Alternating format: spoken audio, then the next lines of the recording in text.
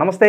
ఈరోజు మన స్టూడియోలో ప్రముఖ తంత్ర జ్యోతిష్యులు, జ్యోతిష రత్న, జ్యోతిష సామ్రాట్ చింతా రుక్మాన్ గదరావు గారు మనతో ఉన్నారు. గురుగారితో మాట్లాడదాం. నమస్కారం గురుగారు. మాతృదేవోభవ, పితృదేవోభవ, ఆచార్య దేవోభవ. గురుగారు, శ్రీ విశ్వావసు నామ సంవత్సరంలో సింహరాశి వారికి ఈ కొత్త సంవత్సరం అంతా కూడా ఎలాంటి ఫలితాలు ఉండబోతున్నాయి? ఆరోగ్యపరంగా, ఆర్థికంగా అన్ని విభాగాల్లోనూ వీళ్ళకి ఎలా ఉండబోతుంది గురుగారు? ముందుగా ఈ 2025-26 సంవత్సరం విశ్వావసునామ సంవత్సరం ఉగాది శుభాకాంక్షలు సింహరాశి వాళ్ళకు తెలియజేస్తూ, ఈ రాశి వాళ్ళకు అష్టమ స్థానంలో శని ప్రవేశం, అష్టమ శని ప్రారంభమైంది. అదేవిధంగా సప్తమ స్థానంలో రాహువు, జన్మంలో కేతువు, లాభస్థానంలో మే 15 నుంచి గురువు, దీర్ఘకాలిక గ్రహాలు ఇలా సంచరిస్తున్నాయి. ఇక్కడ అష్టమ శని ప్రారంభం కావడము ఒక విధంగా విచారం. సప్తమంలో రాహు ఉండడము అంత మంచిది కాదు, జన్మంలో కేతు ఉండడము అంత మంచిది కాదు. లాభస్థానంలో ఉన్న గురుగ్రహము చక్కగా వీళ్ళను ఆదిశేషుడి వల్ల కాపాడుతుందని చెప్పచ్చు. ఎందుకంటే ఈ రాశికి గురువు పంచమాధిపతి కాబట్టి ఈ పంచమాధిపతి లాభంలో ఉంటూ పంచమాన్ని చూస్తున్నాడు, అంటే అదృష్టాన్ని చూస్తున్నాడు. ఈ సంవత్సరం వీళ్లకు ఈ పీడగ్రహాలు అయినటువంటి రాహుకేతు శని యొక్క ప్రభావాన్ని పూర్తిగా ఆయన నియంత్రించేస్తున్నాడు. అదేవిధంగా వీళ్లకు ఆదాయం 11, వ్యయం 11, రాజ్యభుజం 3, అవమానం 6. కాబట్టి వీళ్లకు లాభము నష్టము సరసమానంగా ఉన్నాయి. రాజ్యభుజము 3, అవమానం 6. అంటే ఇక్కడ వ్యతిరేక గ్రహాల బలం పెరిగింది, కానీ ఒకే ఒక అనుకూల గ్రహము ఆ బలాన్ని సరిచేస్తూ ఉంది. సహజంగా సింహరాశి వాళ్ళు ఏది ఓపెన్గా చెప్పకూడదు, చెబితే ఏది జరగదు, చెప్పకుండా వీళ్ళు ఉండలేరు. ఏం చేస్తున్నామనేది చెప్పకూడదు అంటారు. అసలు చెప్పకూడదు. సింహరాశి వాళ్ళు మాత్రం చెప్పి ఏది చేసినా జరగదు. ఈ వీడియో చూస్తున్న సింహరాశి వాళ్ళందరికీ అదే బోధపడుతుంది. వీళ్ళు చెప్పారంటే జరగదు. సింహం కాబట్టి వాళ్ళు హుందాగా ఉండాలి, చేసి చూపించాలి. వీళ్ళు వేరే వాళ్ళకి ఉపయోగపడిపోతారు, పొగడ్తలకు పడిపోతారు. నువ్వు ఇది అంటే ప్రాణమైన 100 సార్లు ఇచ్చేస్తారు. అక్కడే వీళ్ళు నష్టపోతారు. ఇంకొకలాగా దిగజారి బతకలేక వీళ్ళు అటనే పరిస్థితులు అనుకూలించకపోతే మాత్రము చాలా క్షోభను అనుభవించే నష్టాల్లో ఉంటారు. వీళ్ళు పరిస్థితులు బాగలేదని తెలిసినా వీళ్ళ చుట్టూ భజన చేసి వీళ్ళు మళ్ళీ కూడా చేతులు తిన్నట్టు తినేస్తారు సమాజంలో. వీళ్ళకు దిగజారి బతికేది తెలియదు, అటనే గోప్యంగా బతకడం తెలియదు. Open book. వీళ్ళ యొక్క వీక్నెస్ పొగడత. గ్రహరాజు రవికి సంబంధించిన రాశి కాబట్టి వీళ్ళు దీన్ని సర్చ్ చేసుకోవాలి. అదేవిధంగా సప్తమ స్థానంలో రాహు ఈ రాశికి ప్రధాన శత్రువు. ఎందుకంటే రాష్ట్రాధిపతిని పీడించేటువంటి గ్రహము. రాహుకేతువులు రవిని గ్రహణంగా బాధిస్తాయి. రవితో రాహు కలిసిన మాసమే గ్రహణ మాసం అవుతుంది, రవితో కేతు కలిసిన మాసమే గ్రహణ మాసం అవుతుంది. కేతుగ్రస్త గ్రహణము, రాహుగ్రస్త గ్రహణం అంటారు.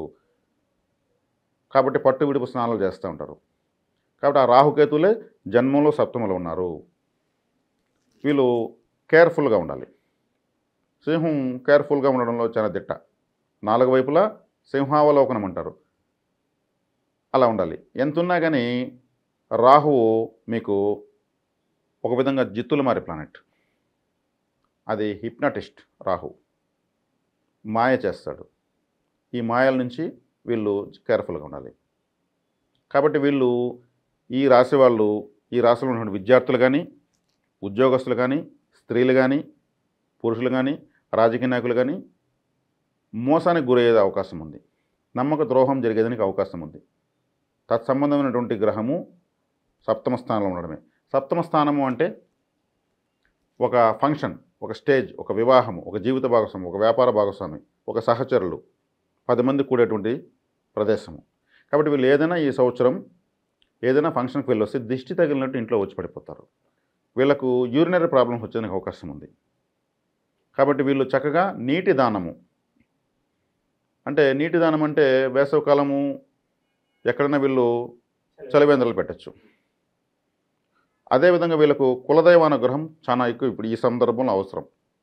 కులదైవము అంటే కొంతమంది వెంకటేశ్వరుడిని, నరసింహస్వామి అనుకుంటున్నారు. అలా కాదు.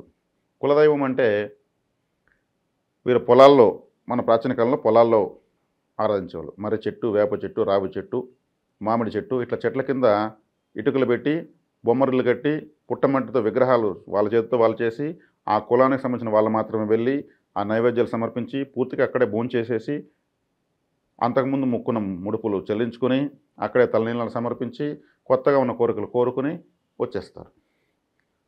కాబట్టి కులదైవ ఆరాధన చాలా ముఖ్యం. కులదైవాన్ని మర్చిపోతే మాత్రం ఈ సంవత్సరం వీళ్ళకు ఫలితాలు లేవు. ఇక గురుగారు, ఈ సంవత్సరం అంతా ఆ విద్యార్థులకు, వ్యాపారస్తులకు, నిరుద్యోగులకు వీళ్ళకి ఎలా ఉండబోతుంది? చెప్తున్నాను కదా, మోసానికి గురయ్యే అవకాశం ఉంది, జాగ్రత్తగా ఉండాలి. మోసగించేటువంటి గ్రహం సప్తమంలో ఉంది. ఏది నాకు వద్దు అనేటువంటి గ్రహము లగ్నంలో ఉంది, అంటే రాశిలో ఉంది. కేతువుకి ఏ కోరికలు ఉండవు. కోరికలు లేని ఏకైక గ్రహం కేతువే. నాకు ఇది వద్దులే, ఉన్న కాడికే చాలు, లేకపోతే పోతుందిలే, నేను ఇట్టే ఉంటానులే అని అనేటువంటి గ్రహం కేతువు. తలనొప్పి ఎక్కువగా వచ్చేదానికి అవకాశం ఉంది. అదేవిధంగా వెంట్రుకలు రాలేదానికి అవకాశం ఉంది. కేతువు అంటేనే వెంట్రుక. తలలేని గ్రహము కేతువు. అది జన్మస్థానంలోకి వచ్చినప్పుడు తలనొప్పి వస్తుంది. వీళ్ళు కానీ ఏమాత్రం ఏమరపాటుగా ఉన్నా అప్పులు పెరిగిపోతాయి. కేతువు అప్పు అంటే కేతువు. కాబట్టి ఆ గ్రహమే లగ్నంలోకి వస్తుంది. కాబట్టి డబ్బు విషయంలో చాలా జాగ్రత్తగా ఉండాలి. కానీ ఎన్ని ఉన్నా వీళ్ళ వెంట దైవబలం మాత్రం వీళ్ళ వెన్నంటే ఉంది. గురువు లాభంలో ఉన్నాడు. లాభంలో ఉన్న గురువు అన్నిటి నుంచి కాపాడుతాడు. వీళ్ళకు దైవానుగ్రహం మాత్రం పుష్కలంగా ఉంది. అష్టమ స్థానంలో శని ఉన్నాడు.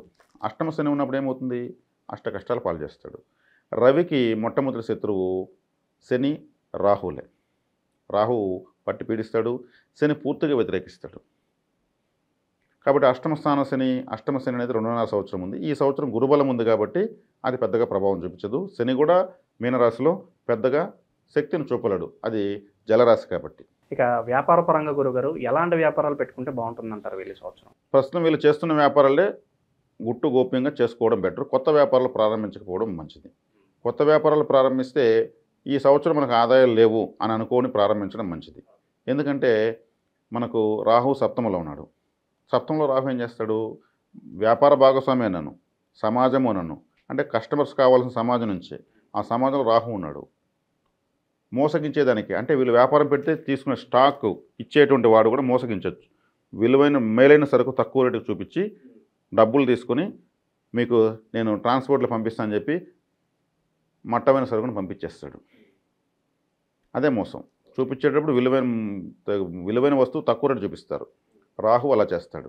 ఇక ఉద్యోగస్తులకు ఎలా ఉంటుంది గురుగారు? ట్రాన్స్ఫర్లు కోరుకుంటూ ఉంటారు, జీతభత్యాలు పెరగాలని కోరుకుంటూ ఉంటారు. అటువంటి వారికి ఎలా ఉండబోతుంది ఈ సంవత్సరం? ట్రాన్స్ఫర్లు కోరుకున్నారు, ట్రాన్స్ఫర్లు అవుతాయి, జీతభత్యాలు పెరుగుతాయి. ఎందుకంటే దానికి కారణం చంద్రుడు, గురువే. ఎందుకంటే 12వ స్థానము కర్కాటకము, చంద్రుడు తిరుగుతూనే ఉంటాడు. ట్రాన్స్ఫర్లు అయితే మాత్రం వీళ్ళకు బాగానే వస్తాయి.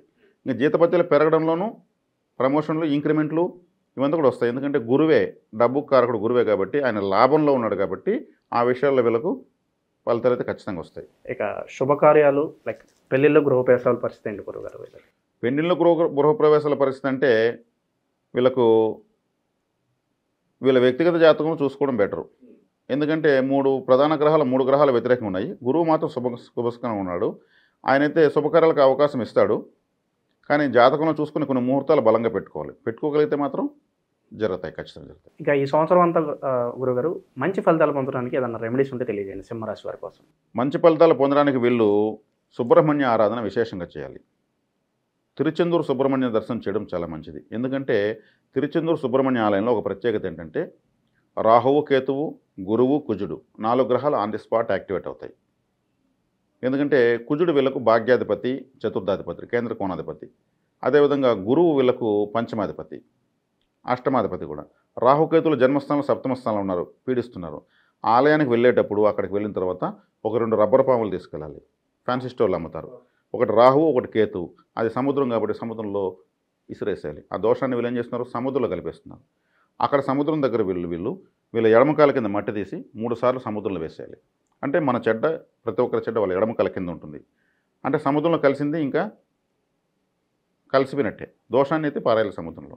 చక్కగా తలనీలాలు ఇచ్చేసి సముద్ర స్నానం చేసి స్వామివారే స్నానం చేసిన ఒక బావి ఉంది అక్కడ.